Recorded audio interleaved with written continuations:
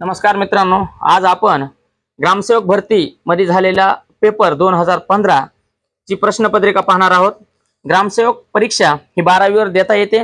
12वी मध्ये जवळपास 61% पाहिजेत। श्रेयस लक्षपूर्वक ऐका, ग्रामसेवकची परीक्षा 12वी नंतर होते आणि 61% आणि एक कम्प्युटर कोर्स लागतो आणि त्यासोबत त्यामध्ये 4 विषय आहेत ग्रामसेवकच्या परीक्षेसाठी। एक मराठी, गणित बुद्धिमत्ता, इंग्रजी व्याकरण आणि तांत्रिक म्हणजेच ग्रामसेवकच्या संदर्भात शेतीचे प्रश्न, असे 4 विषय आहेत। तर आता 20 जून, 16 जून किंवा उद्या येणाऱ्या जूनच्या काही पुढल्या आठवड्यामध्ये परीक्षा ग्रामसेवकची होणार आहे। या मागची ग्रामसेवकची परीक्षा 2013 मध्ये एक झाली आणि 15 मध्ये एक झाली, त्यानंतर आता 2024 मध्ये होणार आहे। फॉर्म त्याचे ग्रामसेवक परीक्षेचे 2018 ला भरून घेतलेले आहेत, 19 ला आणि त्यानंतर 20 मध्ये पण काही फॉर्म भरून घेतलेले आहेत आरोग्य सेवक सोबत। श्रेयस लक्षपूर्वक ऐका, ओमकार व्यवस्थित ऐका। आज आपल्याला मराठीचे काही प्रश्न, जनरल नॉलेजचे काही प्रश्न आणि इंग्रजीचे प्रश्न हे ऐकायचे आहेत। सर्वांना ऐकू येत असेल प्लीज रेज युअर हँड्स। व्यवस्थित ऐका। तर आज आपण पाहणार आहोत ग्रामसेवक प्रश्नपत्रिका। सर्वांनी लिहून घ्यायचंय, ग्रामसेवक प्रश्नपत्रिका। आकाश लिहून घ्या 2015। यामध्ये 4 विषय आहेत, तर त्याचे आपण काही महत्त्वपूर्ण प्रश्न आज डिस्कस करणार आहोत। कारण होणाऱ्या परीक्षेसाठी विद्यार्थ्यांना या पेपरचा अंदाजा घेऊन आपल्याला पुढचा पेपर सोडवण्यासाठी फायदा होतो। आता इंग्रजी जे शब्द आहेत तर ते प्रत्येक शालेय विद्यार्थ्यासाठी कामाचे आहेत। प्रत्येक every school student important this words because these all words have in your text book. लक्षात आलं? हे सर्व शब्द जे आहेत ते तुमच्या परीक्षेला येणारे आहेत। त्यामध्ये आपण पहिला प्रश्न आहे, काही महत्त्वपूर्णच प्रश्न पाहणार आहोत। सर्व प्रश्न इथं पाहणं शक्य नाही।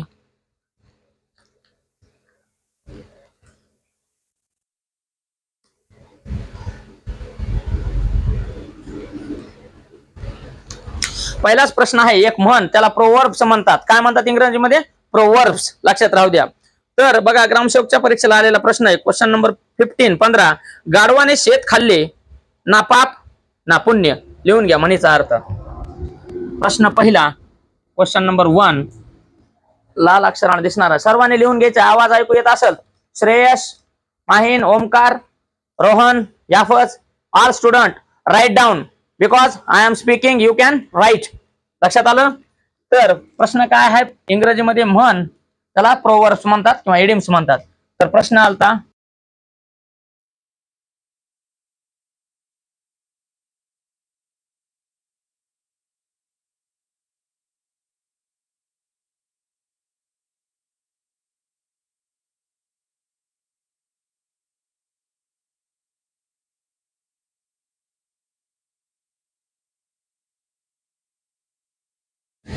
हा मराठी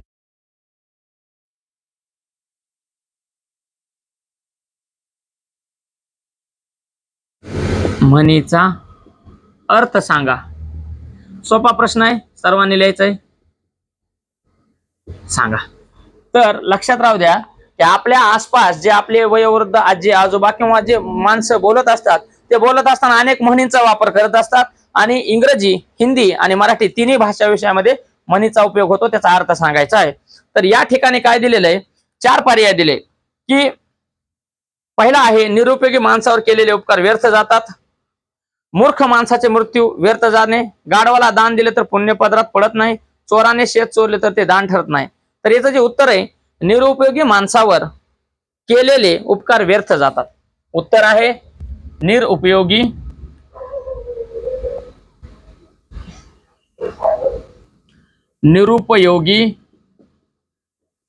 माणसावर केलेले उपकार व्यर्थ जातात। उपकार व्यर्थ जातात। लक्षात आलं? प्रश्न काय होता? गाढवाने शेत खाल्ले ना पाप ना पुण्य या वाक्याचा, या म्हणीचा अर्थ सांगा। आणि असे वाक्य आजी आजोबा वापरत असतात बोलत असताना। उदाहरणार्थ, गाढवाला गुळाची चव काय? श्रेयस, गाढवाला गुळाची चव काय? तर एखाद्या चांगल्या गोष्टीची किंमत दुसऱ्या माणसाला कळत नाही। Omkar, and other student start your camera. लक्षात राहू द्या, कॅमेरा सुरू करा। त्यानंतर पुढचा प्रश्न आहे,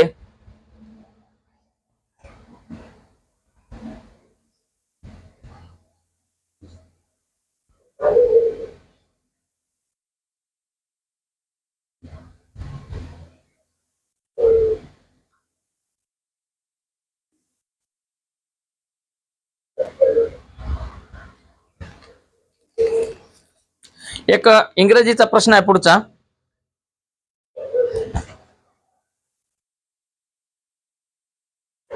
एक प्रोनाउन आहे, pronounce. The next question is from English आणि त्या प्रश्नाचा काय अर्थ आहे ते आपण पाहणार आहोत. क्वेश्चन नंबर 2 ग्रामसेवक परीक्षामध्ये विचारलेला आहे. द पेन्सिल हा ग्रामरचा भाग आहे. The pencil is your. Pencils yes आल्यामुळे आर आलेला आहे. अनेक वचन लक्षात आलं. आकाश, महेश, अजय, आदित्य आणि Mahadev. Look at carefully. Pencil म्हणजे एक पेन्सिल आणि यस आल्यामुळं अनेक पेन्सिल आल्या. एक पेन्सिल असतील तर इज वापरायचं, अनेक पेन्सिल असल्यामुळं आर वापरायचं. Are you listening? हा तर लक्षात राहू द्या इथं काय वापरायचे. Okay, the pencils are yours. हे एक काय प्रोनाउन्स, YOURS.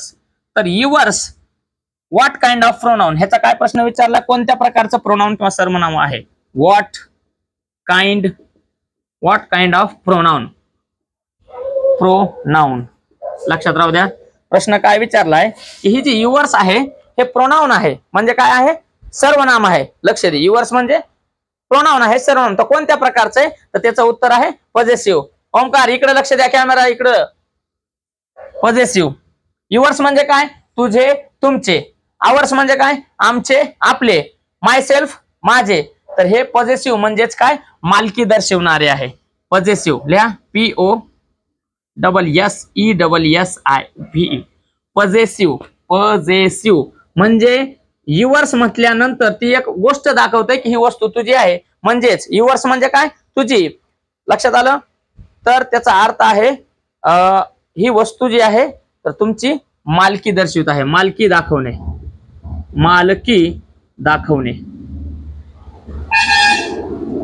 ठीक आहे.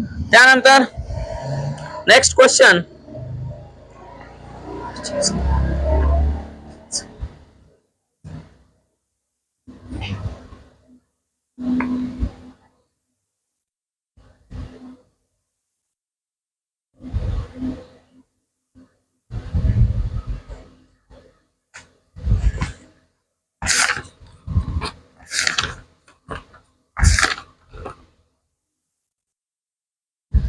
काही विरुद्धार्थी शब्द विचारलेत. Question number 3 antonyms, opposite word. तर फ्रेजाईल या शब्दाचा सुंदर आपलं समानार्थी शब्द सिमिलर वर्ड. डेलिकेट इथं पर्यायामध्ये दिलता डेलिकेट, तर याचा अर्थ आहे नाजूक किंवा सुंदर. नाजूक, सुंदर हा समानार्थी शब्द परीक्षेत विचारलेला आहे. कोणता समानार्थी शब्द विचारलाय लक्षात घ्या. शेख इकडे बघा. फ्रेजाईल आणि डेलिकेट म्हणजे काय, नाजूकचा समानार्थी शब्द काय विचारला, पर्याय सुंदर. सिनोनिम्स ही ग्रामसेवकच्या परीक्षेला विचारलेला प्रश्न आहे, लक्षात राहू द्या. आता पुढे एक आहे विरुद्धार्थी शब्द.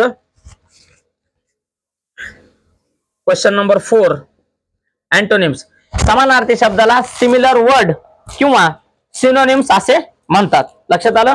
अँटोनिम्स म्हणजे विरुद्धार्थी, अपोजिट वर्ड्स. त्यानंतर पुढचा जो शब्द आहे विरुद्धार्थी स्केअर्स, SCARC, स्केअर्स. त्याचा विरुद्ध काय आहे, तर इथं एक शब्द होता बघा. स्केअर्स म्हणजे कमतरता. अबंडंट म्हणजे भरपूर प्रमाण. अबंडंट. स्केअर्स म्हणजे कमी आणि अबंडंट म्हणजे भरपूर किंवा प्रचंड. भरपूर किंवा प्रचंड लक्षात राहू द्या.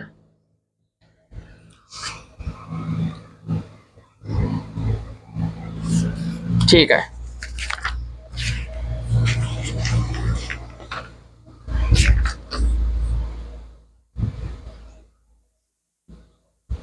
लिहिलं.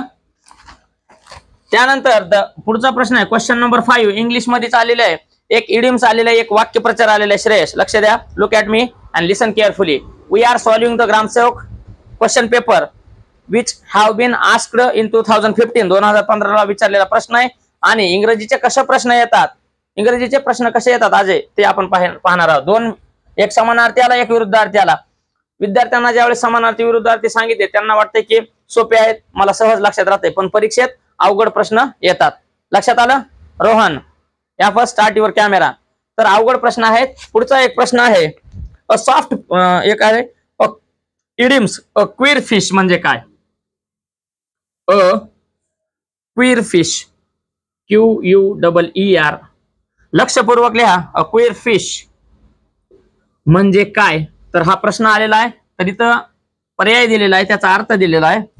कशा प्रकारचा व्यक्ती आहे ह्याला काय म्हणायचं? एक वाक्यप्रचार. वाक्यप्रचार इडियम्स. इडियम्स आलं का लक्षात? इंग्रजीमध्ये असे छोटे छोटे वाक्य आहेत. आलं का लक्षात? हा, तर अ क्वीर फिश म्हणजे काय या वाक्याचा सरळ सरळ अर्थ विचारला. अ क्वीर फिश म्हणजे काय? तर त्याचा अर्थ आहे a soft person. A soft person म्हणजे एखादा मऊ व्यक्ती किंवा विनम्र व्यक्ती. त्याच्यासाठी इंग्रजीमध्ये एक वाक्य आहे जे बोलताना वापरलं जातं, अ क्वीर फिश. हा,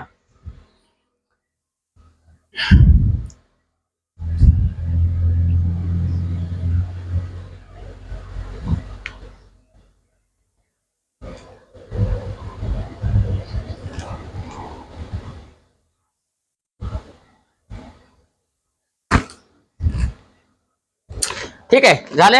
यानंतर आता आपण जनरल नॉलेजचे काही प्रश्न पाहणार आहोत.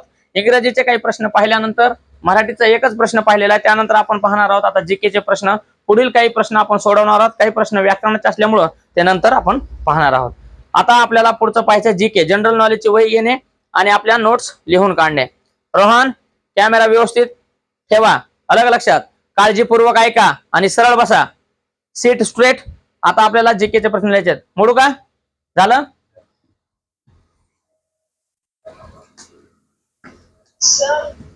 हा हा, ठीक आहे.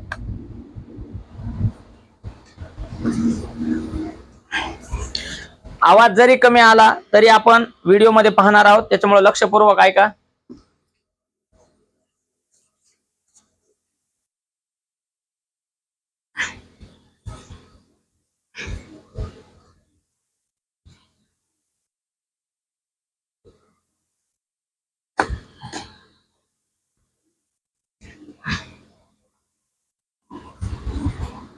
आता इतिहासामधला एक प्रश्न घ्यायचा आहे आपल्याला. इतिहास कितवीपासून आहे? कितवीपासून आहे? 4थी 5वी. परिसर अभ्यासामध्ये 1ली 2री मध्ये आहे आणि खास सुरू होत होते 5वी ते 6वी पासून इतिहास. तर आता इतिहासाचे कसे प्रश्न येतात अनेक विद्यार्थ्यांना डाऊट असतो. लक्षपूर्वक ऐका. आवाज जरी क्लिअर येत नसला तरी आपण युट्यूबवर तो व्हिडिओ पाहणार आहोत. इतिहासाचा प्रश्न आलेला आहे ग्रामसेवक परीक्षेला. कोणती परीक्षा? ग्रामसेवक हा गावचा प्रमुख असतो आणि ग्रामसेवकालाच गावचा सचिव म्हटलं जातं. लिहून घ्या, सचिव, सेक्रेटरी. अलग लक्षात. आणि आज आपण ग्रामसेवक परीक्षा प्रश्न पाहणार आहोत. त्यामध्ये पुढचा प्रश्न आहे महत्वपूर्ण.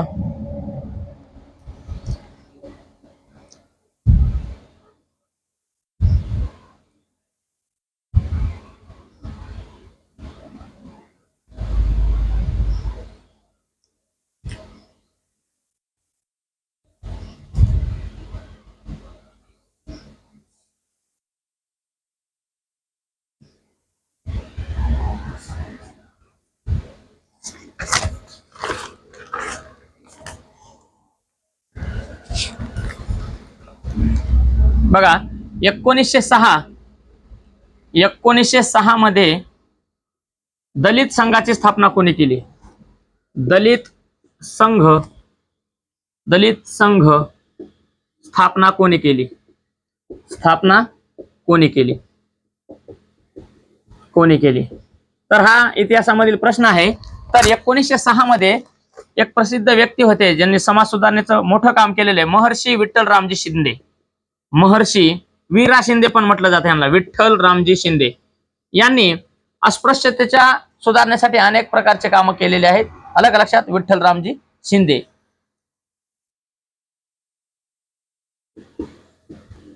त्यांना महर्षी म्हटलं जातं.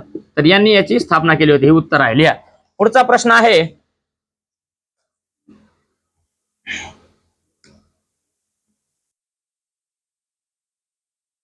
खालीलपैकी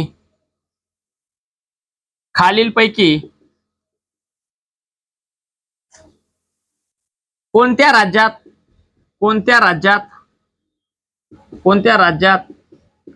खाऱ्या पाण्याचे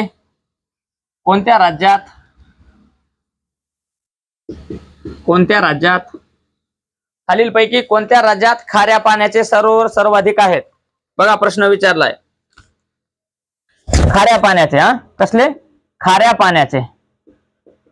पाण्याचे सर्वाधिक म्हणजेच काय? जास्तीत जास्त सरोवरे. सर्वाधिक सरोवरे कोणत्या राज्यात आहेत? सरोवरे म्हणजे काय? लेक्स. आपण कालच्या क्लासमध्ये पाहिले. लेक्स म्हणजे काय? सरोवरे. कोणत्या राज्यात आहेत?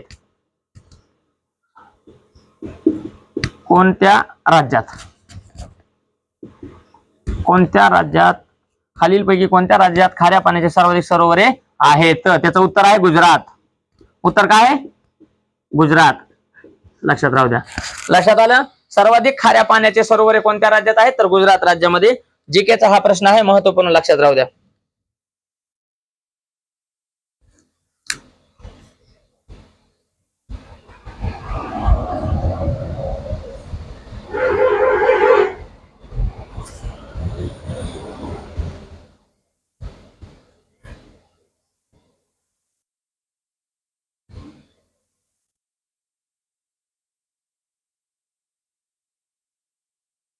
आता प्रश्न विचारलाय की एड्सचा विषाणू कोणता आहे? एड्सचा विषाणू म्हणजेच व्हायरस. एड्सचा विषाणू कोणता? विषाणूला इंग्रजीमध्ये व्हायरस असे म्हणतात. एड्सचा विषाणू कोणता? सोपा प्रश्न आहे, जनरल नॉलेजचा. लक्षात राहू द्या. जीके साठी, पोलीस भरती, आर्मी भरती आणि विविध स्पर्धा परीक्षेसाठी, सामान्य ज्ञान परीक्षेसाठी, जनरल नॉलेज परीक्षेसाठी प्रश्न विचारला जातो की एड्स या रोगाचा जो विषाणू आहे त्याचं नाव काय आहे? तर त्याचं मराठीमध्ये नाव असं आहे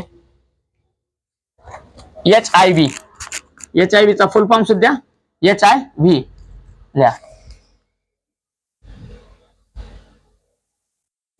human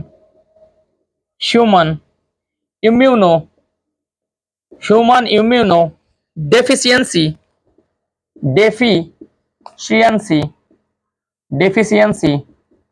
human immuno deficiency virus. आपण याला त्या नावाने ओळखलं जातं, एड्सला. अलग लक्षात? HIV म्हणजेच काय? व्हायरस आहे. हा विषाणू आहे. काय आहे? व्हायरस. व्हायरस म्हणजेच विषाणू आणि बॅक्टेरिया म्हणजे जीवाणू. लक्षात राहू द्या. कोरोना हा सुद्धा एक विषाणू होता, व्हायरस.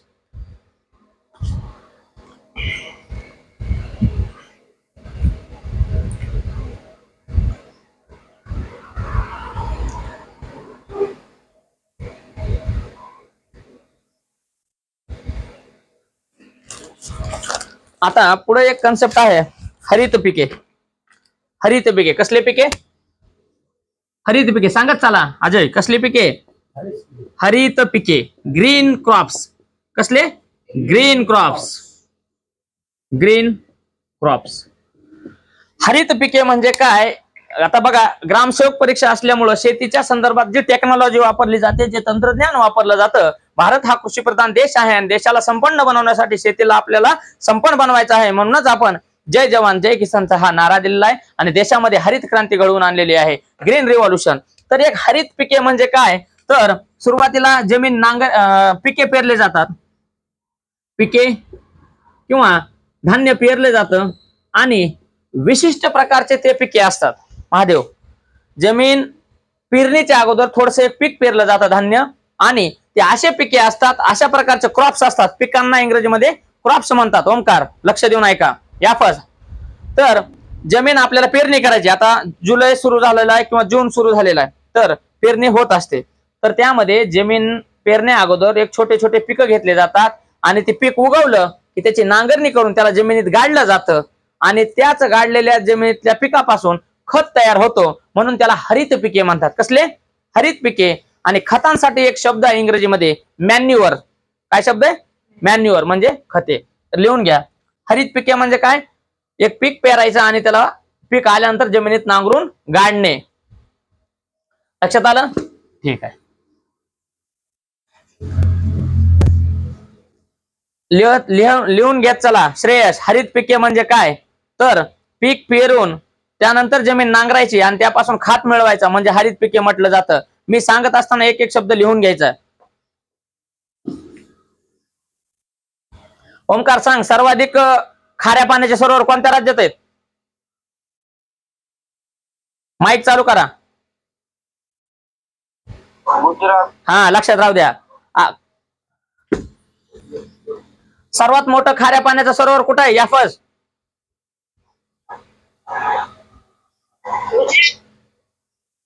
ओडिसा. चिल्का सरोवर सर्वात मोठं खाऱ्या पाण्याचं सरोवर आपण काल पाहिलं श्रेयस. चिल्का सरोवर. हा. आणि सर्वात मोठं गोड्या पाण्याचं सरोवर कुठं आहे?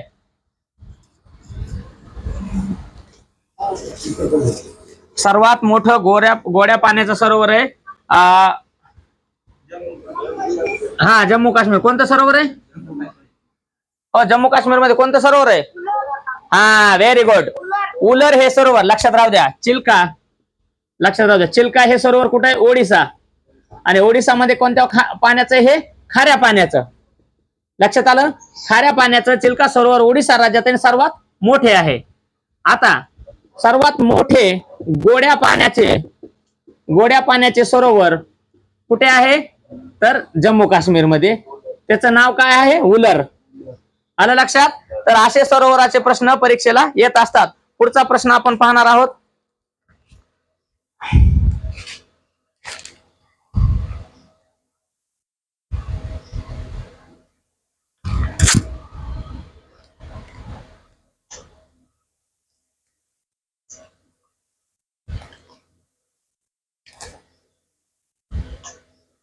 हा, सर्वात महत्वाचा एक नागरिक शास्त्राचा प्रश्न आहे तुमच्या सर्व विद्यार्थ्यांसाठी.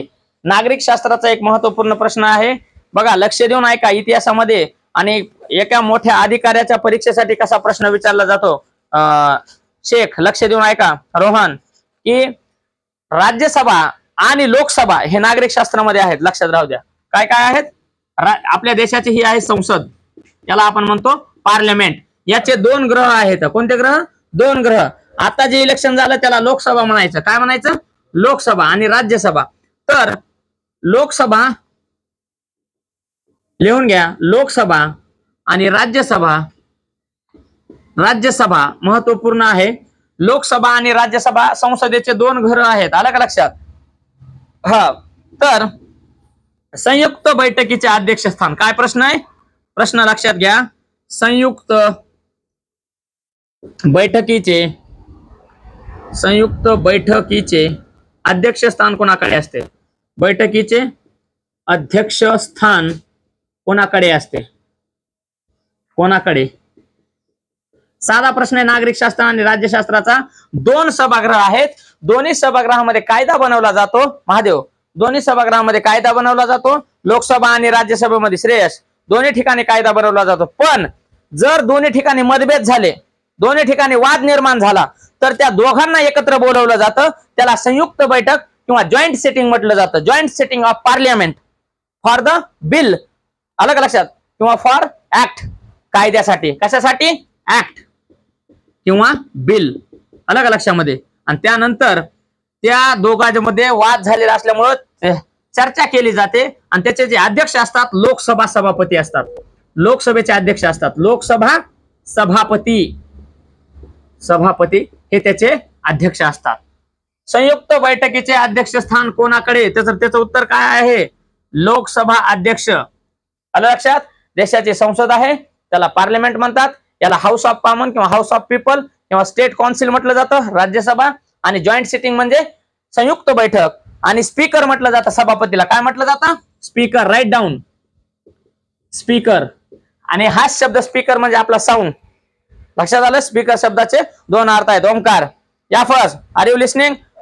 Look at me. Start your camera. Rohan, लोकसभेचं आताच नुकतंच इलेक्शन झालेलं आहे, तर लोकसभेमध्ये महाराष्ट्राचे प्रतिनिधी किती आहेत?